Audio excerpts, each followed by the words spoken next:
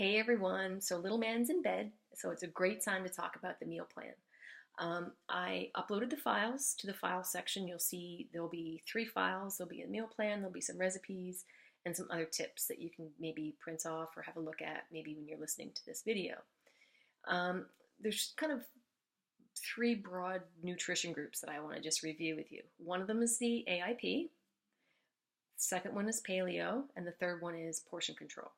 So the AIP is called the autoimmune protocol, and that's the protocol that I followed.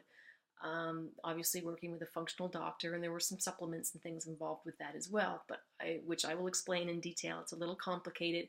It is a temporary nutrition strategy. It takes a great deal of willpower, but that's what I use to start my healing journey and putting my symptoms in remission. The second one is paleo. Paleo is a nutrition strategy, and you can feel free to Google this. There's a wealth of knowledge out there and tons of recipes. I don't eat gluten, I don't eat dairy, and I don't eat soy. So, gluten 100%, the occasional dairy if I want to have a bit of a chocolate treat. I like milk chocolate, so occasionally I'll have a treat, but definitely didn't have any last year when I was healing. I just recently started having the odd treat here and there. The third one is portion control, and that's just basically taking your whole foods and putting the kind of the macro food groups in a good balance that you're eating throughout the day, and that can actually help with weight gain. Weight loss. So if you're trying to lose weight, then using the portion controls can definitely help. There's 2 main reasons people gain weight. It's actually from the improper portions. So you often hear people say, I go to the gym, I exercise all the time and I'm still gaining weight. I only eat salads. I don't understand it. You might ask, what are you putting in that salad? Are you putting a whole avocado, which would be probably 4 times your daily portions of your allotted fat? Are you putting in, olives? Are you eating a bag of nuts as a snack? So a lot of times that these foods we consider healthy are being overconsumed, and that can attribute to it. The second thing, which is probably where the majority of us sit, is a hormonal imbalance. So unfortunately, no matter how much you change up your foods, if there's a hormonal imbalance, that weight just doesn't go anywhere. So, you have to fix that first. So when you look at the meal plan, it is a little different, especially if you've been in other clean eating groups before. Most people tell you exactly what to eat, and they lay it out day by day, and you have to cook it and stay on track. I don't believe that it's a one-size-fits-all, especially when we have so many people in the group. So I tried to lay it out. So and you'll see, try to lay out your portion size, your portions for the day. How many portions of protein should you eat? How many portions of carbs? What is a portion? What's the size? And I've given you kind of a loose guideline. This doesn't have to be perfect, guys. The point of this is just to get you thinking about a proper, balanced diet to kickstart your kind of healthy eating. So the reason that I chose the portion control plan over the AIP and paleo, and it largely is paleo, I'll get to that in a second, is, think of this 10 days as a test. If you can't get through 10 days without processed foods and sugars and treats, just eating whole foods, real foods. If you do that in 10 days, you should feel absolutely better, especially if your diet is one with a high processed food. You'll feel better within 5 days or before. It'll have a huge impact, and you'll probably end up losing weight irrespective if there is a hormonal imbalance. You will probably lose some. So I figured that if we get through these 10 days and you stick to the plan and you're ready to take the next step with the AIP, I will give you everything that you need to run with it on your own. You'll walk away fully educated to say, I get it, I'm going to do this, or I can help you.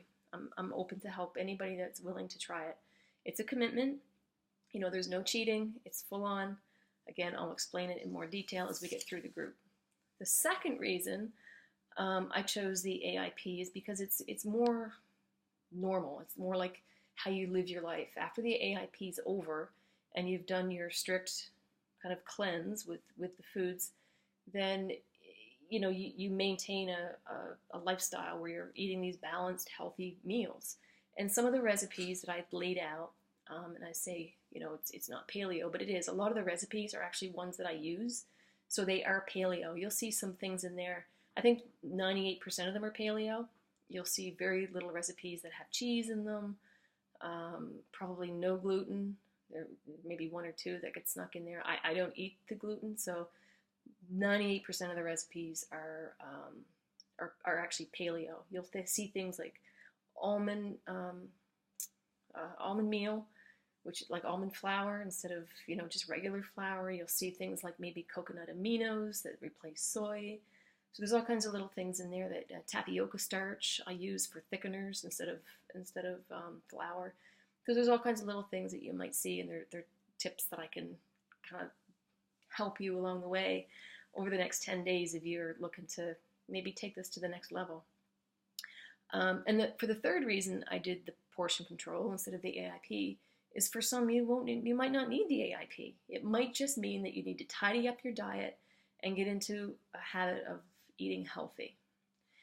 So I'm just going to flip on the meal plan here. So if you guys have it in front of you. So you'll see I have day 1 through 10, and you'll notice it has breakfast, snack, lunch, snack, dinner, and post-workout.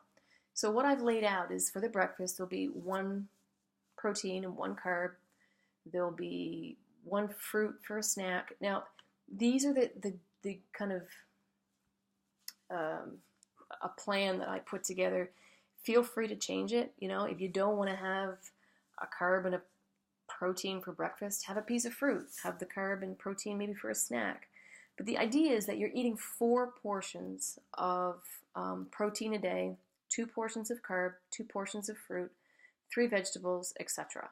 And I'll put a little diagram of the hand so you can get an idea what these mean in terms of serving sizes. But for those people that actually, and this is a 1,200 to 1,500 calorie diet. For those of you that exercise more or consume more, then you're going to need to add more food. Your first things that you add are your proteins and your veggies. If you're still hungry after that, one, we need to figure out what, if you're overeating. Are you hungry because you're overeating and your body's used to it? And I can help you. If you feel like you need more food than 1,200 to 1,500 calories a day, reach out and we can look at your weight and your current lifestyle, and we can figure out how many calories you should be eating, and we can increase these portions and adjust them. But you should not be eating any less than 1,200. So this is your bare minimum that you actually should be eating. Some of you, which I have found with some of the ladies, they actually look at this and say, I can't eat all of this. This is too much food. Try. So what's going to happen is sometimes we put our body into starvation mode, and then we actually hang on to that weight unnecessarily. So what happens is day 1, you try to eat it, your best you can. Day 2, same thing. By day 3, your body's getting used to getting all that food and all that nutrients, and it starts doing what it's supposed to do. So by day 3 or 4, you actually may find that you're hungry and you can't wait for your snack or your breakfast or your lunch or dinner. So it starts to fire your metabolism up, and your body starts working the way that it's supposed to work. So I also have some superfoods here. Now, these are extra. They do fit, like the flaxseed and the chia seed. They do fit into the seeds and dressing category because they're so beneficial to our health. I would actually recommend just sprinkling, a teaspoon or something a day on, put it on your oatmeal, or if you're going to have yogurt, put it in your yogurt. Put it in your salad. Put it in a juice if you're going to have like a morning juice. The same with the turmeric. These are anti-inflammatory foods, and I'll explain to you as we get into the group why each of them are kind of superfoods, especially for us with our immune disorders that can really help. I will give you a list of vegetables, fruits, proteins, etc. When you look at the list and you look at the top and it might have spinach, kale, broccoli, some of those dark greens, and you look at the bottom and it might have cucumbers. If you eat from the bottom of that list, not ideal. I would recommend trying to stay in the top quarter of that list because they're listed from more nutrient-dense foods down to the least nutrient-dense foods. So when you go shopping and you do your meal plan, try to stay in that top portion, top quarter. So then you'll see I have a sample meal plan. So it kind of goes across and it's the same all the way across. The reason I did that is, there's a lot of people that they don't want to go through and, make something different every day. They're busy. They want to plan ahead. They don't mind eating the same thing. If you don't want to eat the same thing, then absolutely mix it up. Just make sure you're staying within the guidelines of having a protein, a carb, a fruit, etc. Looking at this meal plan, 2 eggs, steel-cut oatmeal. I've got some suggestions on here which you can replace. The berries. Berries are top of the list. Every morning for my snack, I have a mid-morning snack. I have a cup of, mixed berries. I have blueberries. I have raspberries, strawberries. And then a salad. When you're measuring your 2 cups of salad, just any greens, definitely not iceberg lettuce. The best ones are kale, spinach, mixed greens, maybe arugula, and you kind of think of the 2 cups as a bit of a packed 2 cups. You don't have a little handful of salad. It would be a decent sized salad, and those 2 cups would be your lettuce plus all your vegetables. So if you like peppers or anything from the vegetable list, cucumbers, celery, tomatoes. And then what I try to do for dinner is I have varied options. Again, most people aren't going to want to come home or they're not going to want to cook all these different meals. The idea is that you have a protein, a carb, and a vegetable.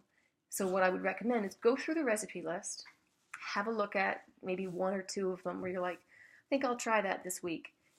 And on Sunday, make a batch so it'll get you through 5 days. So, you could make, 4 chicken breasts or something. You could have for dinner 3 nights and maybe in your salad as well, or 2 nights. And then for lunches in your salad, you could make some fish. You could make some meatballs and have pasta and meatballs. I would be careful on eating too much pasta though, because obviously your carbs are fairly limited, so you wouldn't be eating very much of that. So I think that's it. Hopefully it's not too confusing. If it is, please reach out. We can have like a one-on-one call. I can try to explain it differently. I know there's a lot to kind of comprehend, and hopefully, just checking to see that I've covered everything. I think so. So I'll post a few pics on some things like organizational tips. There's some really cool things that I've seen online where people take mason jars and they measure out their salads, and they make their salads and put it in a mason jar, and they've got them all lined up in the fridge. So, when you're looking to do your lunch, just grab the mason jar and out the door you go.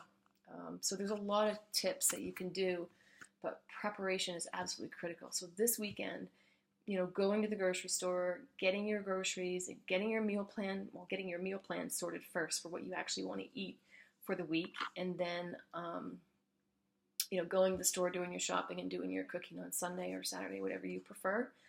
And for those of you that have more time and don't want to cook in bulk and want to experiment with some foods, feel free to go through the recipe list and pick some foods. I can post other ones as we progress. If you just give me a shout out and say more AIP recipes that you want to try to get a handle on that. But again, largely focusing on the paleo and the portion control just to get you guys going. And then I absolutely would love to help anybody that wants to do the AIP.